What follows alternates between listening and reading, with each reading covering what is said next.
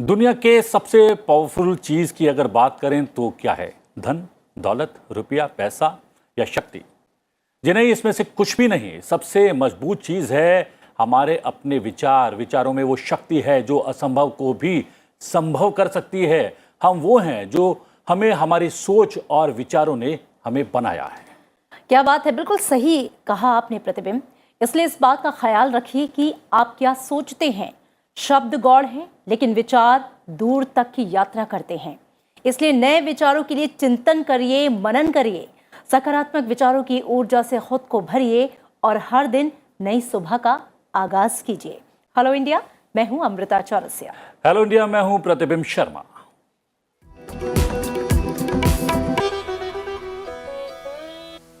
और आइए प्रतिबिंब, सबसे पहले हम अपने दर्शकों को बता दें कि हेलो इंडिया के आज के हाइलाइट्स क्या हैं। हेलो इंडिया में जानेंगे राज्यसभा के 4 नए सांसदों के बारे में। क्या बोले प्रधानमंत्री? वाराणसी के दौरे पर पीएम क्या करेंगे खास? कृष्ण जन्मभूमि शाही ईदगाह मामले में क्या है अपडेट? साथ ही देश दुनिया की तमाम खबरें। बात करेंगे आज के खास दिन की। आज विश्व चॉकलेट दिवस है। कैसे हुई इस दिन को मनाने की शुरुआत, जानने की कोशिश करेंगे। और इसके अलावा हर रोज की तरह पलटेंगे इतिहास के पन्नों को, जानेंगे आज के दिन से जुड़ा इतिहास। और भी होगा बहुत कुछ खास, तो जुड़े रहिए अगले आधे घंटे हमारे साथ। हेलो इंडिया में शुरुआत करते हैं आज के मुख्य समाचारों से। सबसे पहले देश से जुड़ी हुई सुर्खियां।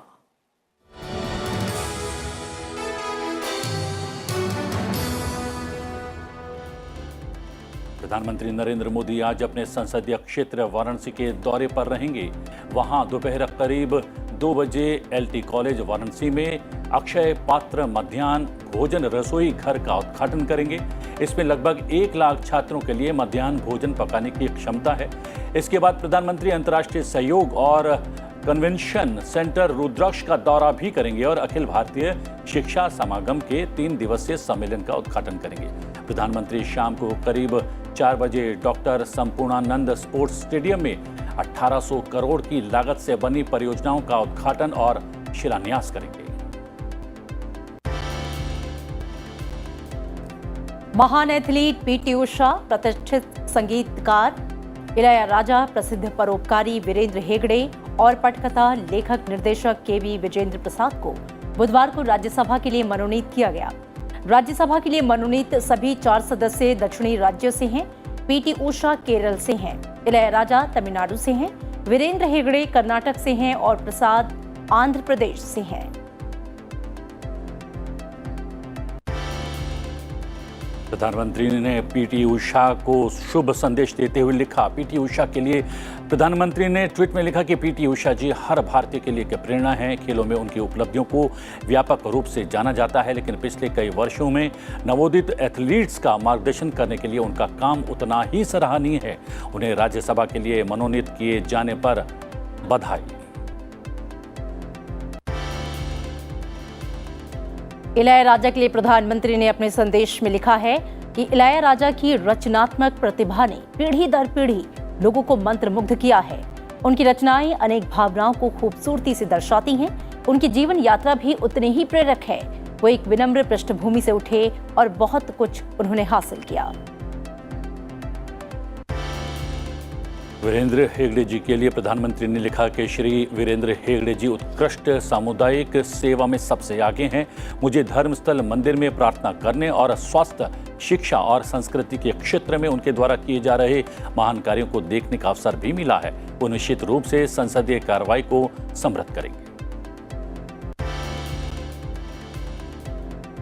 प्रधानमंत्री ने लिखा कि श्री वी विजेंद्र प्रसाद गारू दशकों से रचनात्मक दुनिया से जुड़े हुए हैं। उनकी रचनाएं भारत की गौरवशाली संस्कृति को प्रदर्शित करती हैं और विश्व स्तर पर अपनी पहचान बना चुकी हैं। उन्हें राज्यसभा के लिए मनोनीत किए जाने पर बधाई। अल्पसंख्यक मामलों के मंत्री मुख्तार अब्बास नकवी और इस्पात मंत्री आरसीपी सिंह ने बुधवार को अपने पद से इस्तीफा दे दिया। राष्ट्रपति रामनाथ कोविंद ने शाम को केंद्रीय मंत्रिमंडल से दिए गए इस्तीफों को स्वीकार भी कर लिया। इसके साथ ही राष्ट्रपति कोविंद ने केंद्रीय मंत्रियों स्मृति ईरानी और ज्योतिरादित्य सिंधिया को इस्तीफा देने वाले मंत्रियों के विभागों का प्रभार संभालने के लिए नोटिफिकेशन जारी कर दिया। केंद्रीय मंत्री मुख्तार अब्बास नकवी और रामचंद्र प्रसाद सिंह ने राज्यसभा का कार्यकाल समाप्त होने के एक दिन पहले प्रधानमंत्री से मुलाकात की और केंद्रीय मंत्रिमंडल से इस्तीफा दे दिया।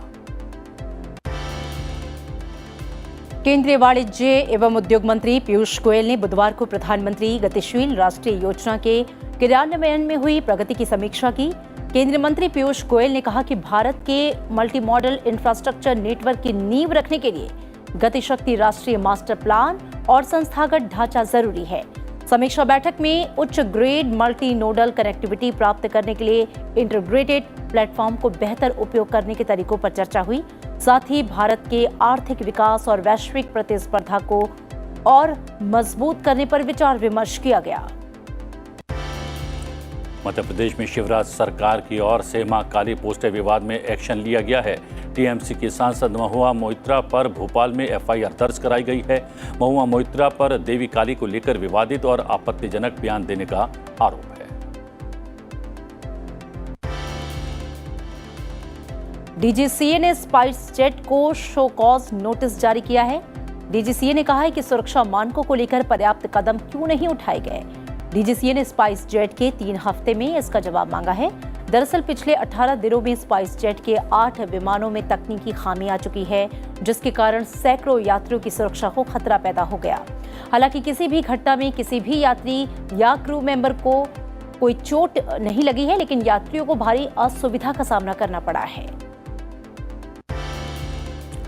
केंद्रीय स्वास्थ्य मंत्रालय ने 18 साल से ऊपर के लोगों के लिए कोविड-19 बूस्टर डोज के अंतर को कम कर दिया है। इसे मौजूदा 9 महीने से घटाकर 6 महीने कर दिया गया है। टीकाकरण पर सरकार की सलाह संस्था national technical advisory group on immunisation ने दूसरे और बूस्टर डोज के बीच के अंतर को कम करने की सिफारिश की थी। भारतीय टीम ने वेस्टइंडीज के खिलाफ 22 जुलाई से शुरू हो रही आगामी 3 मैचों की वनडे सीरीज के लिए अपनी 16 सदस्यीय टीम की घोषणा कर दी है। शिखर धवन को टीम का कप्तान बनाया गया है, क्योंकि विराट कोहली, रोहित शर्मा, केएल राहुल, जसप्रीत बुमराह और ऋषभ पंत जैसे कई प्रमुख खिलाड़ियों को इस सीरीज में आराम दिया गया। वहीं स्टार ऑलराउंडर रविंद्र जडेजा को वेस्टइंडीज के खिलाफ 3 मैचों की वनडे सीरीज में उप कप्तान बनाया गया है।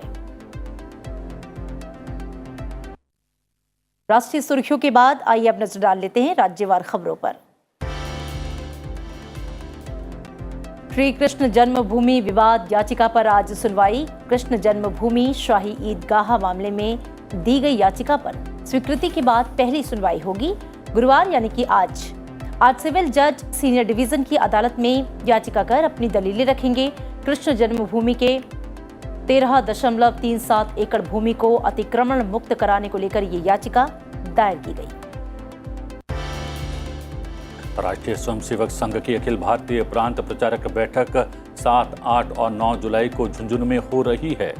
हर साल होने वाली ये बैठक झुंझुनू के खेमी शक्ति मंदिर परिसर में आयोजित की जा रही है। बैठक में संघ के सरसंघचालक डॉक्टर मोहन राव भागवत सहित वरिष्ठ प्रचारक मौजूद रहेंगे। श्री अमरनाथ यात्रा मौसम साफ होने पर फिर से शुरू कर दी गई है। वहीं जम्मू के भगवती नगर आधार शिविर में बुधवार को 8वां जत्था कश्मीर के लिए सुबह देरी से करीब 10 बजे रवाना हुआ। केंद्र सरकार ने 15 अगस्त को हर घर तिरंगा अभियान शुरू करने का फैसला किया है, जिसके तहत स्वतंत्रता दिवस पर लोगों को अपने घरों पर राष्ट्रीय ध्वज फहराने के लिए प्रोत्साहित किया जाएगा।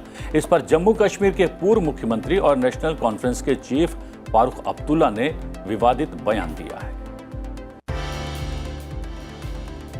बद्रीनाथ धाम की दीवार पर आई दरार की मरम्मत का कार्य भारतीय पुरातत्व सर्वेक्षण करेगा। इस पर 5 करोड़ रुपए के व्यय होने का अनुमान है। दीवार की मरम्मत का कार्य मानसून के बाद शुरू किया जाएगा। साजिद चेरियन ने केरल के सांस्कृतिक मामलों और मत्स्य पालन मंत्री पद से इस्तीफा दे दिया है। उन्होंने संविधान को लेकर विवादित बयान दिया था। इसके बाद से उनके इस्तीफे की मांग लगातार उठ रही थी। उद्धव ठाकरे के नेतृत्व वाली शिवसेना ने लोकसभा में मुख्य सचेतक चीफ व्हिप बदल दिया है। राजन विचारे को सांसद भावना गवली की जगह लोकसभा में पार्टी का मुख्य सचेतक नामित किया गया। दिल्ली के मुख्यमंत्री अरविंद केजरीवाल ने अगले साल दिल्ली में 28 जनवरी से 26 फरवरी तक दिल्ली शॉपिंग फेस्टिवल मनाने का ऐलान किया है। उन्होंने कहा है कि इससे लोग दिल्ली और उसकी संस्कृति का अनुभव कर सकेंगे। दिल्ली से कांग्रेस के पूर्व विधायक तरविंदर सिंह मारवाह ने बीजेपी का दामन थाम लिया। पार्टी में शामिल होने के बाद उन्होंने बीजेपी अध्यक्ष जेपी नड्डा से मुलाकात की। हिमाचल प्रदेश के कुल्लू जिले में भारी बारिश और अचानक बाढ़ आने की अलग अलग घटनाओं में 7 लोगों की जान जाने की आशंका है। जिले में मलाना बिजली परियोजना में काम कर रहे 25 से अधिक कर्मचारियों को एक इमारत से बाहर निकाला गया। जिले के मणिकरण में बादल फटने के कारण अचानक आई बाढ़ में कम से कम 4 लोगों के बह जाने की आशंका है। हम बता दें कि पार्वती नदी पर बना एक पुल भी क्षतिग्रस्त हो गया है। इसके अलावा भारी बारिश के बीच कुल्लू जिले के अलग अलग हिस्सों में 3 लोगों के डूबने की आशंका है। इधर उत्तराखंड में भी कई जगह भारी बारिश होने से भूस्खलन की घटनाएं हुई हैं, जिनमें टिहरी जिले में एक व्यक्ति की मौत हो गई, जबकि रुद्रप्रयाग जिले में बद्रीनाथ राष्ट्रीय राजमार्ग सिरोबगढ़ के निकट अवरुद्ध हो गया। मुंबई में लगातार बारिश जारी है। लगातार बारिश के कारण हिंदमाता, दादर और साइन में कुछ निचले इलाकों में पानी भर गया है, जिससे पैदल चलने वाले लोगों को दिक्कतें हुई और वाहनों को भी आने जाने में खासा मुश्किलें हो रही हैं। मुख्यमंत्री एकनाथ शिंदे ने राज्य प्रशासन के अधिकारियों को एहतियात बरतने और सुनिश्चित करने का निर्देश दिया है कि जानमाल का कोई नुकसान न हो। मध्य रेलवे और पश्चिम रेलवे के अधिकारियों ने कहा कि लोकल ट्रेन सामान्य रूप से चल रही हैं, लेकिन कुछ यात्रियों ने यह दावा किया है कि उपनगरीय सेवाओं में थोड़ा विलंब है। वहीं कर्नाटक के तटीय क्षेत्रों और मलनाड क्षेत्र में भारी बारिश के बीच मुख्यमंत्री बसवराज बोम्मई ने कहा है कि बचाव कार्यों को प्राथमिकता के आधार पर शुरू किया गया है। उन्होंने ये भी कहा कि राहत कार्य तत्काल शुरू करने के भी दिशा निर्देश दिए गए हैं। बारिश के कारण मकानों, इमारतों, बिजली के खंभों और संपत्तियों को नुकसान पहुंचा है। भारी बारिश के कारण नदियां उफान पर हैं। खेतों और निचले इलाकों में जल भराव की स्थिति पैदा हो गई है। बिहार में बाढ़ ने तबाही शुरू कर दी है। नेपाल में हुई भारी बारिश के कारण बिहार के भी हालात लगातार बिगड़ रहे हैं। कोसी, सीमांचल क्षेत्र की कई छोटी बड़ी नदियों का जलस्तर लगातार बढ़ गया है। नदियों में उफान के कारण पानी अब गांवों में प्रवेश कर चुका है। कई इलाकों में लोग बेघर हो गए हैं, जबकि कई जगहों पर गांवों का संपर्क मुख्य सड़क से कट गया है। और अब अंतर्राष्ट्रीय खबरें। मंत्रियों के इस्तीफे के बीच ब्रिटेन के प्रधानमंत्री बोरिस जॉनसन पर इस्तीफे का लगातार दबाव बढ़ गया है, लेकिन बोरिस ने अपने पद से फिलहाल इस्तीफा देने से इनकार कर दिया है। उन्होंने देश के सामने बेहद महत्वपूर्ण मुद्दों का हवाला देते हुए इस्तीफा देने से इनकार किया है। सत्तारूढ़ कंजर्वेटिव पार्टी के सांसदों की बगावत से प्रधानमंत्री बोरिस जॉनसन मुश्किल में घिर गए हैं। 24 घंटे से भी कम समय में कम से कम 39 मंत्री और संसदीय सचिव पद छोड़ चुके हैं। और इतना ही नहीं, गृह मंत्री प्रीति पटेल और यातायात मंत्री ग्रांट शैप समेत 2 दर्जन वरिष्ठ मंत्रियों ने पीएम से मिलकर उनसे इस्तीफा देने को कहा है। इससे पहले स्वास्थ्य मंत्री साजिद वाजिद और भारतीय मूल के वित्त मंत्री ऋषि सुनक ने अपने अपने पद से इस्तीफा दे दिया। G20 विदेश मंत्रियों की 2 दिवसीय बैठक बाली में आज से शुरू हो रही है। इस बैठक में हिस्सा लेने के लिए भारत के विदेश मंत्री एस जयशंकर पहुंच चुके हैं। विदेश मंत्री एस जयशंकर ने बुधवार को सिंगापुर के उप प्रधानमंत्री लॉरेंस वोंग समेत शीर्ष नेतृत्व के सदस्यों से मुलाकात की और द्विपक्षीय रिश्तों को बढ़ावा देने पर चर्चा की। उन्होंने वैश्विक स्थिति पर विचार साझा किया। जयशंकर बाली में G20 की विदेश मंत्रियों की बैठक से पहले सिंगापुर पहुंचे थे। सिंगापुर में उप पीएम वोंग के अलावा जयशंकर ने देश के रक्षा मंत्री NG विंग हिन से भी चर्चा की। इस बीच विदेश मंत्रालय अगले साल भारत में होने वाली G20 की बैठक की तैयारियों को लेकर सक्रिय हो गया है। अभी मोटे तौर पर यह फैसला किया गया है कि समूह की शीर्ष स्तरीय बैठक नई दिल्ली में होगी, लेकिन दूसरी तमाम बैठकें देश के अलग अलग राज्यों में आयोजित की जाएंगी। इस मामले में विदेश मंत्रालय की तरफ से करीब 1 दर्जन राज्यों को पत्र लिखकर यह पूछा गया है कि उनके यहाँ विश्व स्तरीय सम्मेलन करवाने की क्या व्यवस्था है। छोटे उद्योग में कमी से बचने के लिए अमेरिका अब इस क्षेत्र में विविधता लाने की तैयारी कर रहा है। बाइडेन प्रशासन विदेशी निर्माताओं को लंबे समय तक अमेरिकी बाजार में बनाए रखने में मदद करना चाहते हैं और इस वजह से वो इस फॉर्मूले को लाने की तैयारी कर रहे हैं। आपको बता दें कि अमेरिका में सबसे बड़े घरेलू संयंत्र के बंद होने के बाद उद्योग में विविधता लाने के प्रयास में देश भर में कमी आई है, जिससे वहां रोजगार पर बड़ा असर पड़ा है। पाकिस्तान की आर्थिक बदहाली का असर उसकी सेना पर भी दिखने लगा है। IMF की ओर से उसे दिए गए कर्ज के तहत एक शर्त ये रखी गई थी कि वो नए वित्त वर्ष में बजट सरप्लस की स्थिति बनाएगा। इस शर्त को पूरा करने के लिए पाकिस्तान को अपने सैन्य बजट में कटौती करनी पड़ी है। 10 जून को नेशनल असेंबली में पेश किए गए बजट में सेना पर 363 अरब रुपए खर्च करने का ऐलान किया गया था, लेकिन अब ये रकम घटाकर 291 अरब रुपए कर दी गई है। इस तरह से पाकिस्तान ने अपनी सेना के बजट में 20% की कटौती की है। तालिबान के सर्वोच्च नेता हिब्बतुल्लाह अखुंज़ादा ने कहा कि अफगानिस्तान की धरती का इस्तेमाल दूसरे देशों पर हमले करने के लिए नहीं होने दिया जाएगा। आपको बता दें कि पिछले साल काबुल में तालिबान के सत्ता में आने के बाद अफगानिस्तान में स्थित आतंकवादी समूहों द्वारा आतंकवादी गतिविधियों में तेजी की संभावना के बारे में भारत और अन्य देशों ने चिंता जताई। संयुक्त राष्ट्र की एक रिपोर्ट के अनुसार 2021 में विश्व भर में खाने की खपत बढ़ी है। करीब 2.3 बिलियन लोगों को खाने के लिए पर्याप्त मात्रा में मध्यम या गंभीर कठिनाई का सामना करना पड़ा है। बड़ी बात यह भी है कि ये आंकड़ा यूक्रेन युद्ध से पहले के हैं, जिसने अनाज, उर्वरक और ऊर्जा की लागत में वृद्धि की है। श्रीलंका के राष्ट्रपति राजपक्षे ने रूस के राष्ट्रपति पुतिन से फोन पर बातचीत की। दोनों देशों के नेताओं के बीच बातचीत का मुद्दा तेल खरीदने के विकल्पों की पड़ताल और द्विपक्षीय संबंधों को मजबूत करना था। भारत की सानिया मिर्जा उनके क्रोएशियाई जोड़ीदार मैट पाविक विंबलडन चैंपियनशिप के सेमीफाइनल में पहुंच गए हैं। सेमीफाइनल में इस जोड़ी का मुकाबला ग्रेट ब्रिटेन की नील स्कूप्सी और अमेरिका की देसीरा क्रावस्की की दूसरी वरीयता प्राप्त जोड़ी से होगा।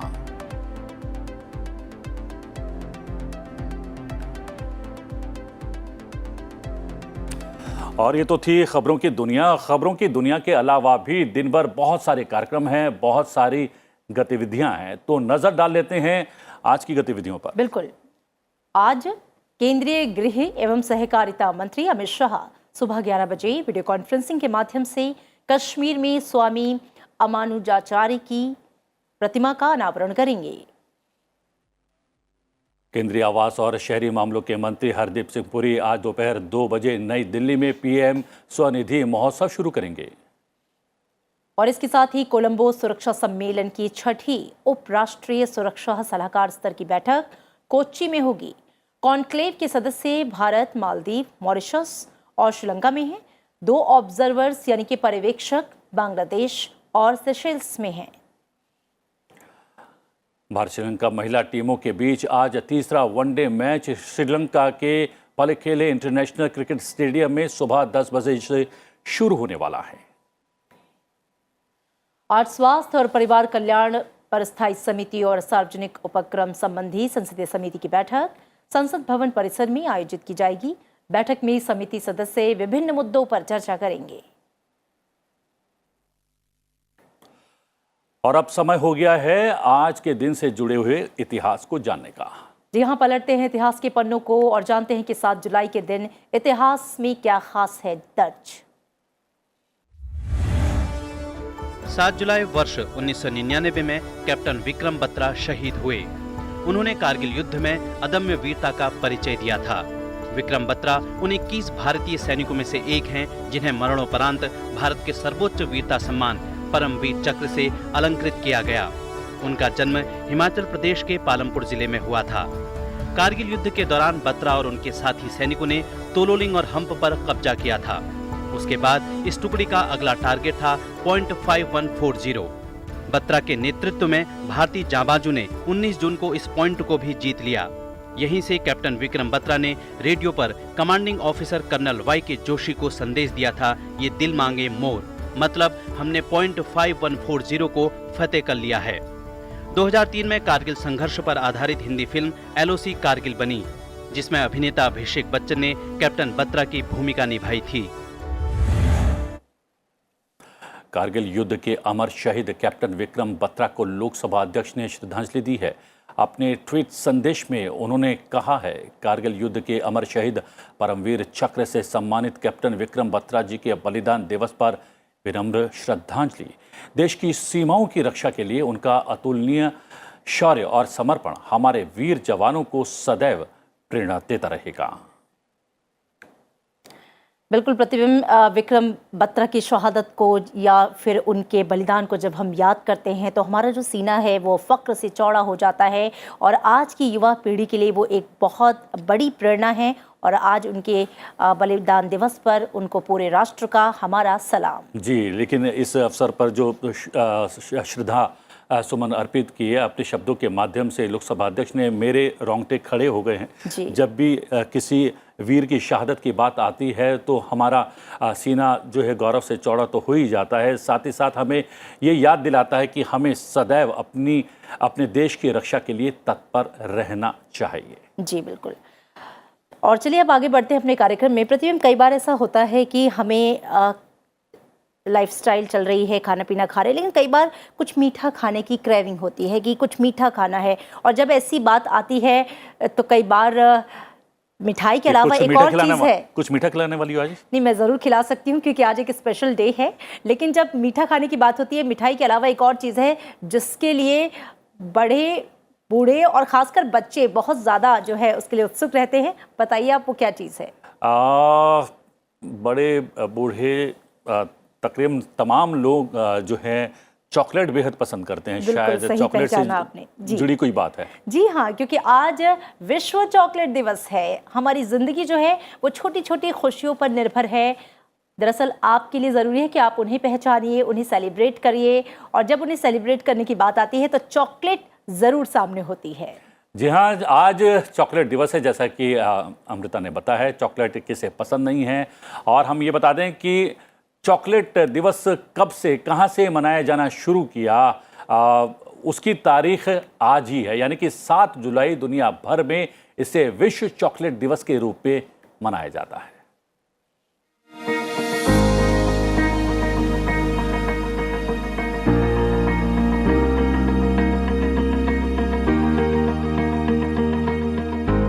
मिठाई किसे पसंद नहीं होती, लेकिन जब बात चॉकलेट की हो तो बच्चों से लेकर बड़े सब चॉकलेट को पसंद करते हैं। आजकल दुनिया भर के बाजार में तरह तरह के चॉकलेट्स उपलब्ध हैं। चॉकलेट की इसी लोकप्रियता की वजह से एक खास दिन इसे समर्पित है। आज यानी 7 जुलाई को दुनिया भर में विश्व चॉकलेट दिवस मनाया जा रहा है। भारत इसका अपवाद नहीं है। यहाँ भी वर्ल्ड चॉकलेट डे पूरे उत्साह के साथ मनाया जाता है। आपकी जानकारी के लिए बता दें कि विश्व चॉकलेट दिवस मनाने की शुरुआत यूरोप में हुई थी। यूरोप में भी पहली बार 7 जुलाई 1550 को चॉकलेट बनाई गई थी और कई सदियों बाद 1995 में फ्रांस में सबसे पहले 7 जुलाई को चॉकलेट दिवस मनाने की शुरुआत की गई थी, जिसके बाद से दुनिया भर के कई देशों में इस मीठे दिवस को मनाया जाने लगा। चॉकलेट डे पर लोग अपने करीबियों, दोस्तों, पार्टनर, रिश्तेदारों को चॉकलेट देकर अपना प्रेम जताते हैं। वैसे चॉकलेट न केवल स्वादिष्ट होती है, इसके स्वास्थ्य लाभ भी हो सकते हैं। जर्नल ऑफ कार्डियोवैस्कुलर फार्माकोलॉजी में 2010 के एक अध्ययन के अनुसार कोको और कोको युक्त खाद्य पदार्थों में मौजूद फ्लेवोनॉल बेहतर हृदय स्वास्थ्य से जुड़ा हुआ है, जिसमें वैस्कोडाइलेटरी, एंटीऑक्सीडेंट और एंटी इन्फ्लेमेटरी लाभ होते हैं। तो इंतजार किसका है? आज खाइए भी और खिलाइए भी चॉकलेट, पर हाँ, ये याद रखिएगा कि अति सर्वत्र वर्जिएत। जी हाँ, मात्रा से अधिक कुछ भी वर्जित होता है, लेकिन मात्रा तो होनी चाहिए। कुछ चॉकलेट लेके आइए आज। चॉकलेट मैं लाई हूँ और शो के बाद प्रतिबिंब आपको मैं ज़रूर चॉकलेट खिलाऊंगी। और चलिए आगे बढ़ लेते हैं कार्यक्रम में। बात हमारी सनातन संस्कृति की। हमारी सनातन संस्कृति में स्त्रियों का विशिष्ट स्थान रहा है। उन्हीं में से एक हैं पंचकन्या, जिन्हें आदर्श माना गया है। कहते हैं इनका नाम लेने भर से ही सारे पाप नष्ट हो जाते हैं। कौन है ये पंचकन्या, क्या है इनकी गौरव गाथा? इतिहास की आज की कड़ी में हम बताएंगे पंचकन्या से जुड़ी खास बातें। डॉक्टर विवेक देबराय के साथ इतिहास में देखिए पंचकन्या पवित्रता की शक्ति। तो आप संसद टीवी पर आज रात 9:30 बजे लोकप्रिय सीरीज इतिहास देखना मत भूलिए।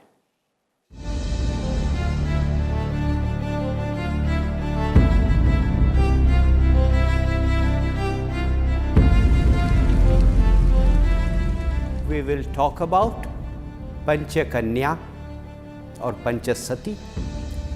We will understand who these individuals were. We will learn a little bit about their stories.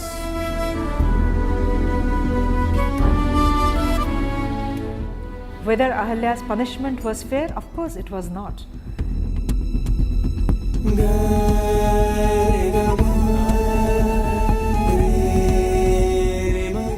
From Ahalya, the capacity to feel, to react is taken, and she is supposed to be detached. And that detachment was what Gautam was seeking. So all the penance of all his life, the fruits were left to Ahalya, and Gautam goes away without realizing what he had discarded. This has been the traditional journey of femininity, not only in India, across the world. Women tried to find happiness in whatever was available, just because they didn't want to stay unhappy, and that was a very strong choice. Doctor Vivek Debroy के साथ इतिहास में इस बार देखिए पंचकन्या पवित्रता की शक्ति, आज रात 9:30 बजे सिर्फ संसद टीवी पर। और हेलो इंडिया में इसी के साथ आगे और बढ़ेंगे और आपको बता दें कि संसद टीवी के सोशल मीडिया प्लेटफॉर्म पर आप इस शो को देख सकते हैं। अपना ये पसंदीदा प्रोग्राम आप टीवी के अलावा यूट्यूब, फेसबुक पर भी देख सकते हैं। और इसके साथ आप हमारी जो है आईडी को फॉलो कर सकते हैं और अपने जो विचार हम तक पहुंचा सकते हैं। आपके विचार और सुझाव हमारे लिए बहुत ही महत्व रखते हैं। जी हाँ, बिल्कुल। और प्रतिबिंब, अब चूँकि विदा लेने का समय हो चुका है, लेकिन बहुत ही महत्वपूर्ण दिन आज भी है। हालांकि गमगीन करने वाला ये दिन है क्योंकि बॉलीवुड के दिग्गज फिल्म स्टार दिलीप कुमार की आज डेथ एनिवर्सरी है। 7 जुलाई 2021 को मुंबई में 98 साल की उम्र में उन्होंने अपने चाहने वालों को हमेशा हमेशा के लिए उनसे विदा ले ली। जी हाँ, दिलीप कुमार ने इंडियन फिल्म इंडस्ट्री की कई शानदार फिल्में की हैं और वो सालों तक लोगों के दिलों पर लगातार राज करते रहे। दिलीप कुमार को अपने जीवन में 8 बार फिल्म फेयर अवार्ड भी मिले।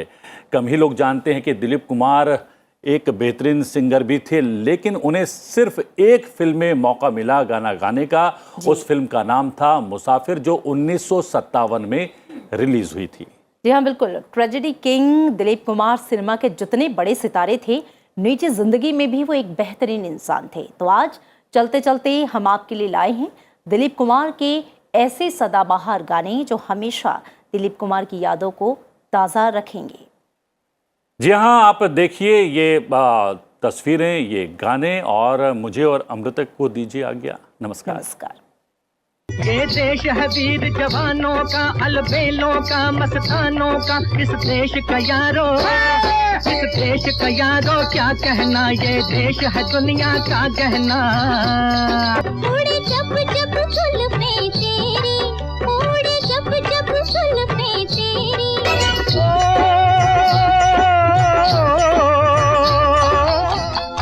मांग के साथ तुम्हारा मैंने मांग लिया संसार।